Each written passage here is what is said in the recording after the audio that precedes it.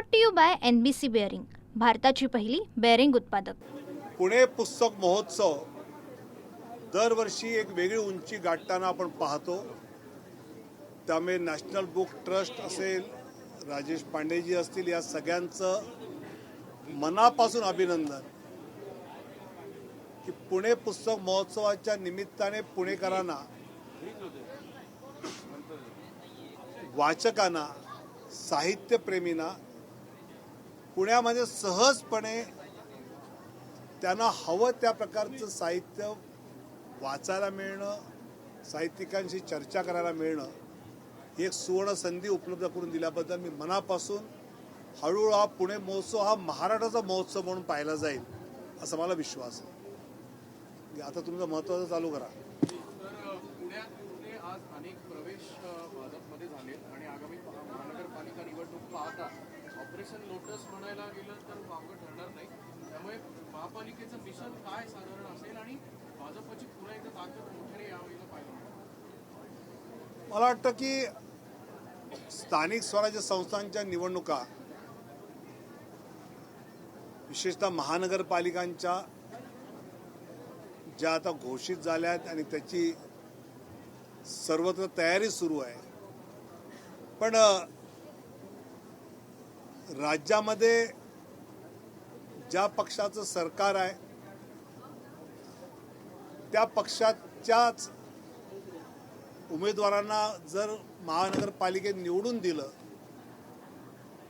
तर खऱ्या अर्थाने आपल्या महानगरपालिका हद्दीमध्ये विकासाला अधिक संधी आहे हे सामान्य जनता ओळखते आणि त्यामुळे त्या पद्धतीचं यश हे भारतीय जनता पक्षाबरोबर युती करणारे सगळे पक्ष नक्की मिळवतील हा मला विश्वास आहे. नाही सर, मेगा भरती ठीक आहे, पण प्रज्ञा सातव यांना घेण्याची काय गरज पडली पक्षाला? मला असं वाटतं की ज्यावेळी एखाद्या कार्यकर्त्यांना आपल्या कर्तृत्वाला संधी जर भारतीय जनता पक्षामध्ये आहे असं वाटत असेल तर मला असं वाटतं की त्यांचं स्वागत करणं, जर त्यांनी भारतीय जनता पक्षाचा विचार स्वीकारला असेल तर त्याचं स्वागत करणं हे पक्षाचं काम आहे. बोलताना असं म्हटलं की तुमचं तिकीट कापल्यानंतर बंडखोरी न करण्याचं बळ तुम्हाला अटलजींपासून जी शिकवण आली त्याच्यातून मिळालं. नेमकं काय आहे तिकीट कापल्यानंतरची तुमची भावनाची तेव्हाची होती ती नेमकी काय होती, ती कशी स्पेसिफाय केली? नाही, मला असं वाटतं की ज्यावेळी एखादी गोष्ट पक्ष देत नाही त्यावेळी आपल्याला पक्षाने आतापर्यंत काय काय दिलंय ते जर सहज आठवलं आणि आपण राजकारणात कशासाठी आहोत, तिकिटासाठी आहोत, नगरसेवक, आमदार, खासदार, मंत्री होण्यासाठी आहोत का राजकारणाच्या माध्यमातून समाजकारण करण्यासाठी आहोत याची स्पष्टता राहिली तर मला असं वाटतं ह्या गोष्टी खूपच गौण वाटतात.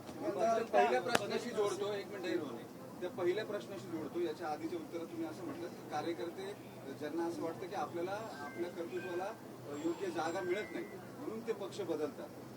तुम्ही आता असं म्हटलं की विचारासाठी आपण आहोत की प्रगती करण्यासाठी किंवा स्वतःचं नाव मोठं करण्यासाठी आहोत, याचा कॉन्शियस कॉल घ्यावा लागतो.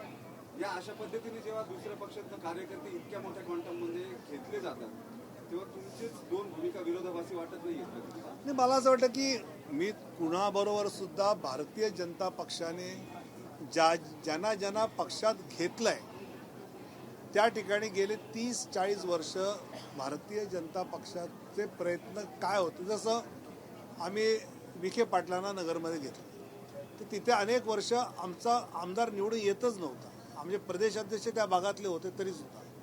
असं नांदेडला आम्ही अशोक चव्हाण घेतले की अशी अनेक जी मंडळी आलेली आहेत राज्यस्तरावर किंवा खाली, तर त्या ठिकाणी पक्ष वाढवणं, पक्षाची ताकद मजबूत करणं असं जर होणार असेल, कारण पक्ष मजबूत झाला तर शेवटी जनतेची सेवा अधिक चांगली होणार आहे आणि त्यामुळे या प्रकारचं स्वागत हे नेहमीच आम्ही करतो. महाराष्ट्राच्या संस्कृतीचा उल्लेख केला विरोधी पक्षांचं.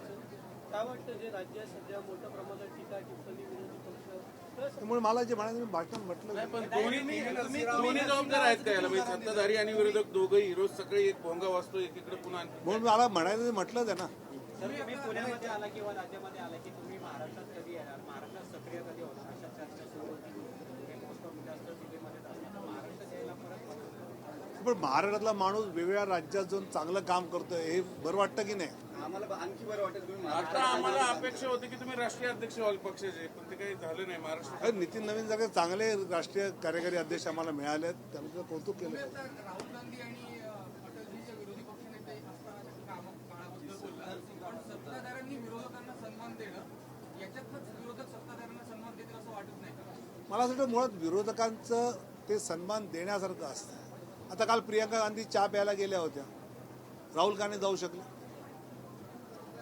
साध्या छोट्या छोट्या गोष्टी आहेत. काँग्रेसने एकदा स्वतः ठरवलं पाहिजे की आपल्याला सिरियस विरोधी पक्ष म्हणून जनतेने घेतलं पाहिजे का.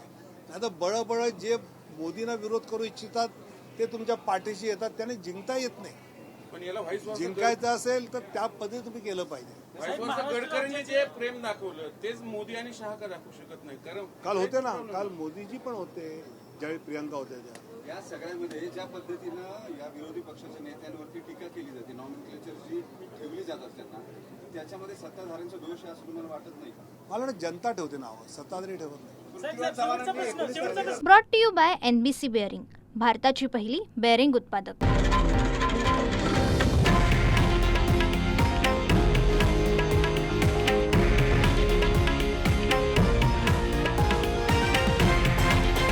हे आहे देशातील नंबर 1 न्यूज नेटवर्क आणि आपण पाहत आहात TV9 मराठी, एकमेव.